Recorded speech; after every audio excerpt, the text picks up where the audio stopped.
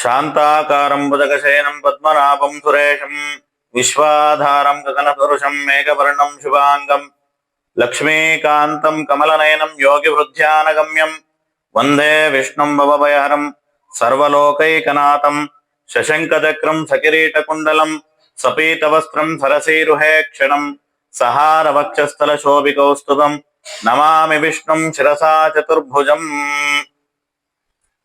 ನಮಸ್ತೆ. ನನ್ನ ಹೆಸರು ನರೋತ್ತಮ್ ಭಟ್ಟರ್ ಅಂತಂದು. ಚಿತ್ರದುರ್ಗದ ಆನೆಬಾಗಿಲಿನ ಶ್ರೀ ಲಕ್ಷ್ಮೀನಾರಾಯಣ ಸ್ವಾಮಿ ದೇವಸ್ಥಾನದ ಪ್ರಧಾನ ಅರ್ಚಕರು. ಚಿತ್ರದುರ್ಗದಲ್ಲಿ ಲಕ್ಷ್ಮೀನಾರಾಯಣ ಸ್ವಾಮಿ ದೇವಸ್ಥಾನ ಮಹಾದ್ವಾರ ಅಂದ್ರೆ ಆನೆಬಾಗಿಲು, ಇದಕ್ಕೆ ಇನ್ನೊಂದು ಹೆಸರು ಬಂದು ಸಂತೆ ಬಾಗಿಲು, ಸಂತೆಪೇಟೆ ಅಂತ ಒಂದು ಹೆಸರಿದೆ ಹಿಂದಿನ ಒಂದು ಇದರಲ್ಲಿ. ಇವತ್ತು ನಾನು ವಿಡಿಯೋ ಮಾಡೋದಕ್ಕೆ ಏನ್ ಕಾರಣ ಅಂತಂದ್ರೆ, ಸ್ವಾಮಿಯವರಿಗೆ ಮೋಹಿನಿ ಅಲಂಕಾರ, ಇನ್ನೊಂದು ಲಕ್ಷ್ಮಿ ಅಲಂಕಾರ. ಏನಕ್ಕೋಸ್ಕರ ಲಕ್ಷ್ಮಿ ಅಲಂಕಾರ ಮಾಡಿದ್ದಾರೆ? ಸ್ವಾಮಿಯವರು ಬಂದು ಇಲ್ಲಿ ಲಕ್ಷ್ಮೀನಾರಾಯಣರಾಗಿ ಇಲ್ಲಿ ನೆಲೆಸಿದ್ದಾರೆ. ಇವ್ರು ಬಂದು ಭಕ್ತರ ಅಭೀಷ್ಟವನ್ನು ಈಡೇರಿಸಲಿಕ್ಕೋಸ್ಕರವಾಗಿ ಸ್ವಾಮಿಯವರು ಇಲ್ಲಿ ನೆಲೆಸಿರ್ತಕ್ಕಂಥ ಒಂದು ಸ್ಥಳ. ನೀವ್ ಏನೇ ಮನಸ್ಸಿನಲ್ಲಿ ಬೇಡ್ಕೊಂಡ್ರು ಸಮೇತಾನು ಇಲ್ಲಿ ನಡೀತಕ್ಕಂಥ ಒಂದು ಸ್ಥಳ. ಇದರಲ್ಲಿ ತುಂಬಾ ಉಲ್ಲೇಖಗಳಿದೆ, ತುಂಬಾ ಎಕ್ಸಾಂಪಲ್ಸ್ ಇದೆ. ಏನಂತಂದ್ರೆ, ಇಂಥವ್ರು ಯಾರೋ ಒಬ್ರು ಬರೋದು, ಸ್ವಾಮಿಯವ್ರಿಗೆ ಒಂದು ಸೇವೆ ಕೈಂಕರ್ಯ ಮಾಡ್ಬಿಟ್ಟು ನನ್ನ ಕೆಲಸ ಆದ್ರೆ ಈ ತರ ಒಂದು ಬೇಡ್ಕೊಂಡು ಹೋಗೋದು, ಆತರ ಆ ಕೆಲಸ ಆಗಿರೋದು, ಬಂದು ಸ್ವಾಮಿಯವ್ರಿಗೆ ಸೇವೆ ನಡೆಸಿರ್ತಕ್ಕಂಥದ್ದು ತುಂಬಾ ಒಂದು ಎಕ್ಸಾಂಪಲ್ಸ್ ಇದೆ. ಆದ್ರೆ ಇವತ್ತು ನಾನು ವಿಡಿಯೋ ಮಾಡ್ಲಿಕ್ಕೆ ಕಾರಣ ಏನು ಅಂತಂದ್ರೆ, ಸ್ವಾಮಿಯವರಿಗೆ ಲಕ್ಷ್ಮಿ ಅಲಂಕಾರ. ಏನಕ್ಕೋಸ್ಕರ ಲಕ್ಷ್ಮಿ ಅಲಂಕಾರ ಮಾಡಿದೀವಿ ಅಂತಂದ್ರೆ, ಸ್ವಾಮಿಯವರು ಹಿಂದೆ ಸಮುದ್ರ ಮಥನ ಮಾಡಿದಾಗ ದೇವತೆಗಳಿಗೆ, ರಾಕ್ಷಸರಿಗೆ ಒಂದು ಅಮೃತವನ್ನು ಕೊಡ್ಲಿಕ್ಕೋಸ್ಕರವಾಗಿ ಇಬ್ರು ಯುದ್ಧ ಮಾಡಿದಾಗ ಅಮೃತವನ್ನು ಕೊಡ್ಲಿಕ್ಕೋಸ್ಕರವಾಗಿ ಜಗನ್ಮೋಹಿನಿ ಅವತಾರ ಮಾಡಿದ್ದಾರೆ ಅನ್ನೋದಕ್ಕೆ ಸ್ವಾಮಿ ಅವ್ರಿಗೆ ಒಂದು ಲಕ್ಷ್ಮಿ ಅಲಂಕಾರ ಮಾಡಿದ್ವಿ. ಅದರಲ್ಲೂ ಕೂಡ ಈ ಶ್ರಾವಣ ಮಾಸದಲ್ಲಿ ಸ್ವಾಮಿಯವರಿಗೆ ಈ ವರಮಹಾಲಕ್ಷ್ಮಿ ಹಬ್ಬ, ಲಕ್ಷ್ಮಿಯ ವ್ರತ, ವರಮಹಾಲಕ್ಷ್ಮಿಯ ವ್ರತದಲ್ಲಿ ಏನಂದ್ರೆ ಸ್ವಾಮಿಯವರಿಗೆ ಲಕ್ಷ್ಮಿ ಅಲಂಕಾರ ಮಾಡಿರ್ತೀವಿ.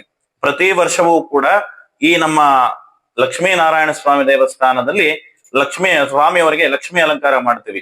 ಅದೇ ರೀತಿಯಾಗಿ ಅಮ್ಮನವರಿಗೆ ಬಂದು ಸ್ವಾಮಿಯವರ ಅಲಂಕಾರ ಮಾಡ್ತೀವಿ. ಆದರೆ ಇಬ್ಬರಲ್ಲೂ ಕೂಡ ಭೇದವಿಲ್ಲ ಅನ್ನೋದಕ್ಕೋಸ್ಕರವಾಗಿ ಲಕ್ಷ್ಮೀನಾರಾಯಣರು ಇದ್ದಾರೆ ಅನ್ನೋದಕ್ಕೋಸ್ಕರವಾಗಿ ಇದೊಂದು ತುಂಬಾ ಒಂದು ಎಕ್ಸಾಂಪಲ್ ಆಗಿದೆ. ಅದರಲ್ಲಿ ವಿಶೇಷವಾಗಿ ಇಂದು ಸ್ವಾಮಿಯವರಿಗೆ ಈಗ ನಿನ್ನೆ ತಾನೇ ಹಿಂದಿನ ದಿವಸ ಶುಕ್ರವಾರ ಶ್ರಾವಣ ಶುಕ್ರವಾರದಲ್ಲಿ ವರಮಹಾಲಕ್ಷ್ಮಿ ಹಬ್ಬ ಆಯ್ತು. ಇವತ್ತು ಬಂದು ಸ್ವಾಮಿಯವರಿಗೆ ಲಕ್ಷ್ಮಿ ಅಲಂಕಾರ ಮಾಡಿ ಭಕ್ತರ ಅಭೀಷ್ಟವನ್ನು ಸಿದ್ಧಿಸಿಕೊಳ್ಳೋಸ್ಕರವಾಗಿ ಸ್ವಾಮಿಯವರು ಲಕ್ಷ್ಮಿ ಅವತಾರವನ್ನ ಪಡೆದಿದ್ದಾರೆ. ಇದೇ ರೀತಿಯಾಗಿ ಅದಕ್ಕೆ ಹೇಳ್ತಾರೆ, ಸರ್ವಮಂಗಳ ಮಾಂಗಲ್ಯೆ ಶಿವೇ ಸರ್ವಾರ್ಥ ಸಾಧಿಕೆ ಶರಣ್ಯೇ ತ್ರ್ಯಂಬಕೆ ದೇವಿ ನಾರಾಯಣಿ ನಮೋಸ್ತುತೆ. ಅಂದ್ರೆ ನಾರಾಯಣನ ಅರ್ಧಾಂಗಿಯಾಗಿರ್ತಕ್ಕಂಥ ಲಕ್ಷ್ಮಿಯನ್ನ ಈ ತರ ಸ್ತುತಿಸ್ತಾರೆ. ನಮಸ್ತೆ ಗರುಡಾರೂಢೆ ಕೋಲಾಸುರ ಭಯಂಕರಿ ಸರ್ವಪಾಪ ಹರೇ ದೇವಿ ಮಹಾಲಕ್ಷ್ಮಿ ನಮೋಸ್ತುತೆ ಅಂತಂದು ಅಮ್ಮನವರನ್ನ ಸ್ತುತಿಸ್ತಾರೆ.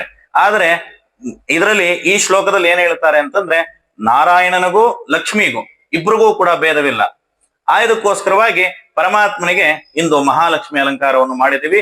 ಮಹಾಲಕ್ಷ್ಮಿ ಅಲಂಕಾರ ಮಾಡಿ ಸರ್ವ ಭಕ್ತಾದಿಗಳು ಕೂಡ ಅವರ ಮನೋಭೀಷ್ಟವನ್ನು ಸಿದ್ಧಿಸ್ಕೊಳ್ಳೋಸ್ಕೋರ ಇವತ್ತು ದರ್ಶನ ಮಾಡಿದ್ದಾರೆ. ಇದು ಲಕ್ಷ್ಮೀ ಅಮ್ಮನವರ ಒಂದು ಅಲಂಕಾರ ಮಾಡಿ ನೀವು ಈ ದರ್ಶನವನ್ನು ಪಡೆದು ಕೃತಾರ್ಥರಾಗಿ. ಇದೇ ರೀತಿಯಾಗಿ ಇನ್ನ ನಮ್ಮ ದೇವಸ್ಥಾನದಲ್ಲಿ ಒಂದು ತುಂಬಾ ವಿಶೇಷವಾಗಿರ್ತಕ್ಕಂಥ ಉತ್ಸವಾದಿಗಳು ನಡೆಯುತ್ತೆ. ಅದರಲ್ಲಿ ಏನು ಅಂತಂದ್ರೆ, ಒಂದು ಶ್ರಾವಣ ಮಾಸದಲ್ಲಿ 4 ಶನಿವಾರ 5 ಶನಿವಾರನು ಒಂದೊಂದು ಅಲಂಕಾರ ಇರ್ತದೆ. ಅದರಲ್ಲಿ ಪ್ರಥಮವಾಗಿ ಸ್ವಾಮಿಯವರ ಅಲಂಕಾರ, ಯಾಕಂದ್ರೆ ನಾರಾಯಣನ ಅಲಂಕಾರ ಮಾಡ್ತೀವಿ. ಆದ್ಮೇಲೆ ಎರಡನೇ ಶನಿವಾರ ಬಂದು ಲಕ್ಷ್ಮೀ ಅಮ್ಮನವ್ರು ಮಾಡ್ತೀವಿ. ಏನಕ್ಕೋಸ್ಕರ ಲಕ್ಷ್ಮೀ ಅಮ್ಮನವ್ರು ಮಾಡ್ತೀವಿ ಅಂತಂದ್ರೆ, ಅವತ್ತು ಹಿಂದಿನ ದಿವಸ ಬಂದು ಶುಕ್ರವಾರದ ದಿವಸ ವರಮಹಾಲಕ್ಷ್ಮಿ ಹಬ್ಬ ಆಗಿರೋದ್ರಿಂದ ಅದರ ಪ್ರಯುಕ್ತವಾಗಿ ಸ್ವಾಮಿಯವರಿಗೆ ಅಲಂಕಾರ ಮಾಡ್ತೀವಿ. ಆದ್ಮೇಲೆ ಮುಂದೆ ಬರ್ತಕ್ಕಂಥ ಒಂದು ಶನಿವಾರದಲ್ಲಿ ಶನಿವಾರ ಬಂದು ಗೋಕುಲಾಷ್ಟಮಿ ಅಂದ್ರೆ ಕೃಷ್ಣ ಜನ್ಮಾಷ್ಟಮಿ ಅಂತ ಹೇಳ್ತಾರೆ. ಅದಕ್ಕೆ ಸ್ವಾಮಿಯವರನ್ನ ಕೃಷ್ಣನಾಗಿ ದರ್ಶನ ಮಾಡಬಹುದು. ದರ್ಶನ ಮಾಡ್ಲಿಕ್ಕೋಸ್ಕರ ತುಂಬಾ ವಿಶೇಷವಾಗಿ ಅಲಂಕಾರ ಇರ್ತದೆ. ಕೊನೆ ಶನಿವಾರ ಬಂದು ಸ್ವಾಮಿಯವರ ನಿಜರೂಪ ದರ್ಶನ, ನಿಜರೂಪ ದರ್ಶನ ಅಂದ್ರೆ ಸ್ವಾಮಿಯವರು ಯಥಾವಿಧಿಯಾಗಿ ಅವರ ಅಲಂಕಾರ ಶಂಖ ಚಕ್ರ ಗದಾ ಪದ್ಮವಾಗಿ ಅಲಂಕಾರಗೊಂಡು ಸ್ವಾಮಿಯವರು ವಿಶೇಷವಾಗಿರ್ತಾರೆ. ಅದರಲ್ಲೂ ಕೂಡ ಕೊನೆಯಲ್ಲಿ ಇನ್ನೊಂದಿನ ನಮ್ಮಲ್ಲಿ ಎರಡು ವಿಶೇಷವಾದ ಹಬ್ಬಗಳನ್ನ ಮಾಡ್ತೀವಿ. ಒಂದು ಮುಕ್ಕೋಟಿ ಏಕಾದಶಿ. ಮುಕ್ಕೋಟಿ ಏಕಾದಶಿ ಬಂದು ಸ್ವಾಮಿಯವರಿಗೆ ಸ್ವಾಮಿಯವರು ಇನ್ನೊಂದೇನಂದ್ರೆ ಈಗ ಶಯನ ಏಕಾದಶಿ ಅಂತ ಮೊನ್ನೆ ಆಷಾಢ ಮಾಸದಲ್ಲಾಯ್ತು. ಆ ಶಯನ ಏಕಾದಶಿಯಿಂದ ಉತ್ಥಾನ ದ್ವಾದಶಿ ತನಕ ಸ್ವಾಮಿಯವರು ಮಲಗಿರ್ತಾರೆ ಅನ್ನೋದನ್ನ ಒಂದು ಪುರಾಣಗಳಲ್ಲಿದೆ. ಆದ್ಮೇಲೆ ಈ ಮುಕ್ಕೋಟಿ ಏಕಾದಶಿಯ ದಿವಸ ಬಂದು ಸ್ವಾಮಿಯವರೆದ್ದು ಅವರ ಲೆಕ್ಕಾಚಾರವನ್ನು ನೋಡ್ತಾರೆ. ಅಂದ್ರೆ ಮುಕ್ಕೋಟಿ ದೇವತೆಗಳು ಕೂಡ ಸ್ವಾಮಿಯವ್ರನ್ನ ದರ್ಶನ ಮಾಡ್ತಾರೆ. ಅವರವರಿಗೆ ಒಪ್ಸಿರ್ತಕ್ಕಂಥ ಆ ಕೆಲಸವನ್ನು ಇದು ಮಾಡ್ತಾರೆ.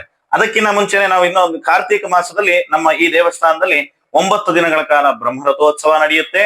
ಬ್ರಹ್ಮರಥೋತ್ಸವದಲ್ಲಿ ಇನ್ನೊಂದು ಹೇಳ್ತಾರೆ, ಡೋಲಾಯಮಾನಂ ಗೋವಿಂದಂ ಮಂಚಸ್ಥ ಮಧುಸೂದನ ರಥಸ್ಥ ಕೇಶವಂ ದೃಷ್ಟ ಪುನರ್ಜನ್ಮನ ವಿದ್ಯತೆ ಅಂತಂದು ಒಂದು ಶ್ಲೋಕ ಹೇಳ್ತಾರೆ. ಡೋಲಾಯಮಾನಂ ಗೋವಿಂದಂ, ಉಯ್ಯಾಲೆ ಸೇವೆಯಲ್ಲಿ ಇರ್ತಕ್ಕಂಥ ಗೋವಿಂದನ ದರ್ಶನ ಮಾಡಿ, ಮಂಚದಲ್ಲಿ ಮಲಗಿರ್ತಕ್ಕಂಥ ಮಧುಸೂದನನ್ನ ದರ್ಶನ ಮಾಡಿ, ಆದ್ಮೇಲೆ ರಥದಲ್ಲಿ ಆರೂಢನಾಗಿರ್ತಕ್ಕಂಥ ಕೇಶವನ ದರ್ಶನ ಮಾಡಿದ್ರೆ ನಮ್ಗೆ ಪುನರ್ಜನ್ಮ ಇಲ್ವಂತೆ. ಇದಕ್ಕೋಸ್ಕರವಾಗಿ ಸ್ವಾಮಿಯವರು ಈ ಚಿತ್ರದುರ್ಗ ನಗರದಲ್ಲಿ ಹೃದಯ ಭಾಗದಲ್ಲಿ ಚಿತ್ರದುರ್ಗದ ಮಧ್ಯಭಾಗದಲ್ಲೇ ನೆಲೆಸಿ ಸ್ವಾಮಿಯವರು ಭಕ್ತರ ಅಭೀಷ್ಟವನ್ನ ಈಡೇರಿಸ್ತಾ ಇದ್ದಾರೆ. ಇದೇ ರೀತಿಯಾಗಿ ಎಲ್ಲರೂ ಬಂದು ಸ್ವಾಮಿಯವರ ದರ್ಶನವನ್ನು ಪಡೆದು ಕೃತಾರ್ಥರಾಗಬೇಕೆಂದು ಬೇಡಿಕೊಳ್ಳುತ್ತೇವೆ. ಇದೇ ರೀತಿಯಾಗಿ ಸರ್ವೇ ಜನಾಹ ಸುಖಿನೋ ಭವಂತು, ಸಮಸ್ತ ಸನ್ಮಂಗಳಾನಿ ಭವಂತು.